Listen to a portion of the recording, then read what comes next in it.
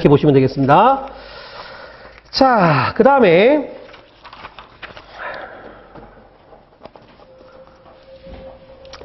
양갈로 2번 가겠습니다. 우편물 운송 요구권이라고 되어 있죠.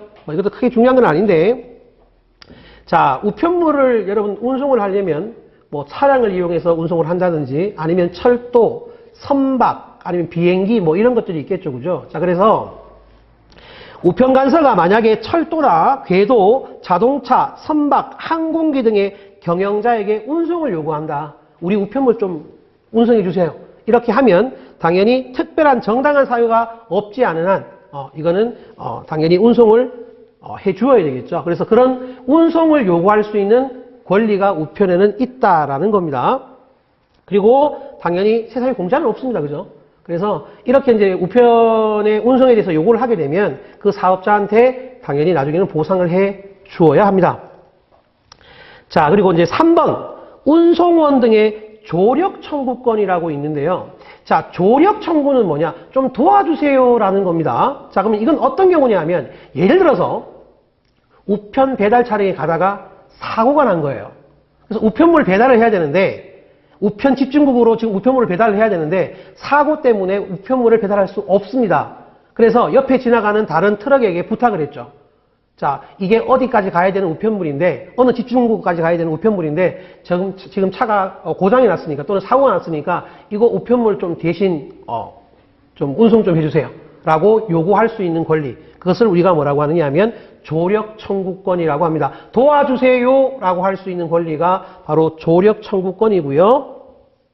그럼 당연히 이제 차후에 그 조력 청구권에 의해서 우리를 도와준 그 사람에게는 또 보상이 돼야 되겠죠. 적절한 보상이 들어가야 됩니다. 그리고 정당한 사유 없이는 거부할 수 있다 없다? 없습니다. 자, 그 다음 4번 운송원 등의 자, 통행권이라고 되어 있는데, 자, 이게 뭐냐 하면, 예를 들어서, 자, 급하게 배달을 가야 돼요. 배달을 가야 되는데, 어느 대교 위에서 사고가 난 거예요. 그죠?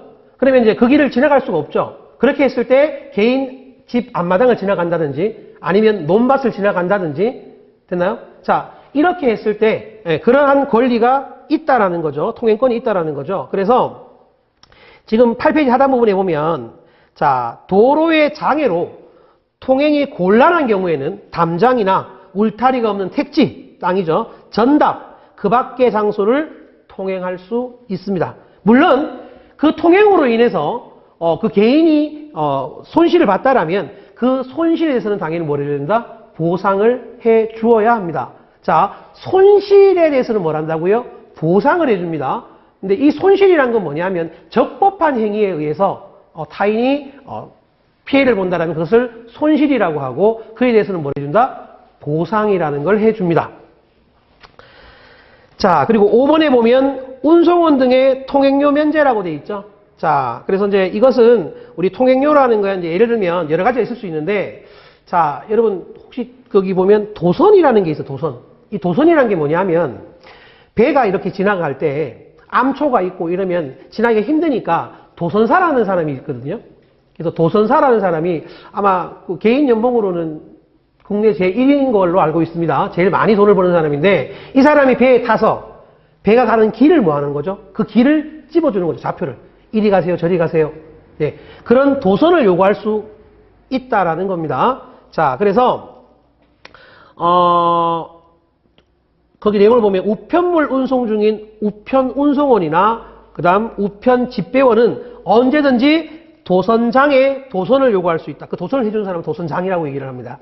자, 그리고 우편 업무 집행 중에 있는 운송원 등에 대해서는 도선장이 뭐냐 하면 배의 선착장이라고 보시면 됩니다. 자, 그래서 도선장, 운하, 도로, 그리고 교량, 기타 장소에 있어서 통행요금을 지급하지 아니하고 통행할 수 있다라는 겁니다.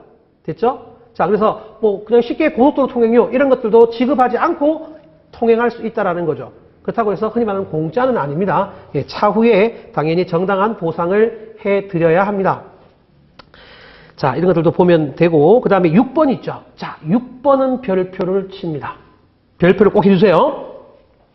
자, 제목이 뭡니까? 우편 업무 전용 물건의 압류 금지와 그리고 부가면제라고 되어 있죠. 이 부가라는 건 세금을 부과한다는 뜻이거든요. 자, 그래서 우편 업무에 사용하는 우편 전용 물건이라든가 아니면은 우편 업무에 사용하는 물건에 대해서는 세금을 부과할 수 없다라는 게 바로 우편 업무 전용 물건의 압류 금지와 부가 면제라는 겁니다. 자, 그래서 첫 번째 우편 업무 전용 물건의 압류 금지라고 되어 있죠. 예, 제목 그대로입니다. 자, 그래서 우편 업무를 위해서만 됐죠? 우편 업무를 위해서만 사용하는 물건이라든가 우편 업무를 위해 사용 중인 물건은 압류할 수 있다 없다? 없다라고 되어 있죠. 그래서 우체국 건물부터 시작을 해서 그 우체국 안에 있는 모든 우편을 위한 그러한 물건들은 압류를 하실 수가 없습니다.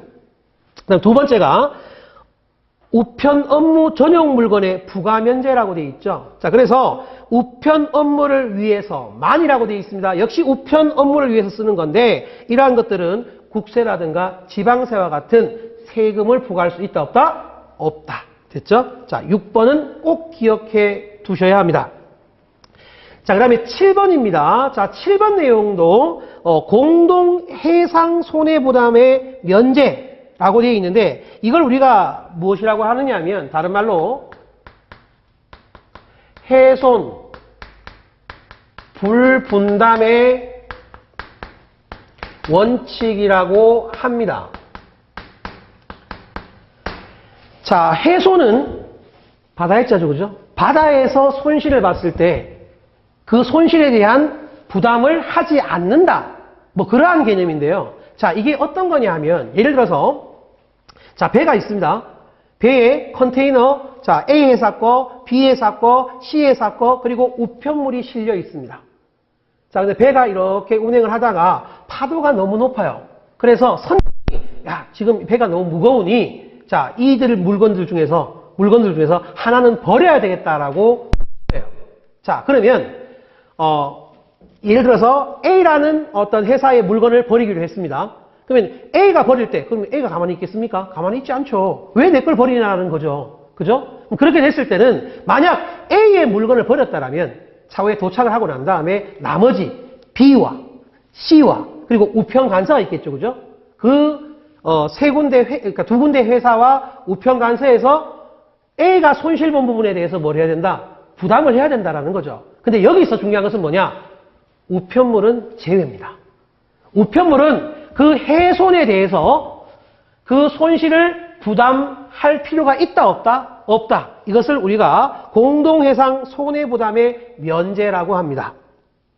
그래서 이게 상법 규정에 나와 있는 건데 자, 거기 보면 공동해상 손해부담이라 함은 선박이 위험에 직면해 있을 때 선장은 적하되어 있는 물건을 처분할 수 있으나 처분 바다에 버린다는 소리예요. 처분할 수 있으나 이때 손해에 대해서는 그 선박의 하주 전원이 적재 화물 비례로 공동 부담하는 것을 말한다. A를 버려서 B와 C가 무사히 운송을 했기 때문에 그것은 당연히 A의 손실을 같이 뭐하자? 부담하자라는 거죠. 그러나 우편물은 부담할 필요 있다고요? 없다고요? 없다 이런 말입니다. 네, 그렇게 해서 넘어갑니다.